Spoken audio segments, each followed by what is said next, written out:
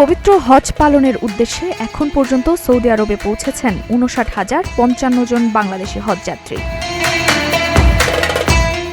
বাংলাদেশ হজ office জানিয়েছে, শনিবার সকাল পর্যন্ত ১৫২টি হজ ফ্লাইট জেদ্দা ও মদিনায় অবতরণ করেছে। এবছর বাংলাদেশ থেকে মোট ৭৮,৫০০ জন হজ পালনে অংশ নেওয়ার কথা রয়েছে। এর মধ্যে সরকারি ব্যবস্থাপনায় যাচ্ছেন ৪,৫৬৫ জন এবং বেসরকারি ব্যবস্থাপনায় ৭৩,৯৩৫ জন। এদিকে এখন পর্যন্ত স্বাভাবিক কারণে ১৫ জন বাংলাদেশি হজযাত্রীর মৃত্যুর খবর পাওয়া গেছে। তাদের মধ্যে ১১ জন পুরুষ ও ৪ জন নারী। বিমান সংস্থাভিত্তিক তথ্য অনুযায়ী সবচেয়ে বেশি হজযাত্রী বহন করেছে বিমান বাংলাদেশ এয়ারলাইন্স। এছাড়া সৌদি এয়ারলাইন্স ও ফ্লাইনাসের ফ্লাইটেও গেছেন হাজারো যাত্রী।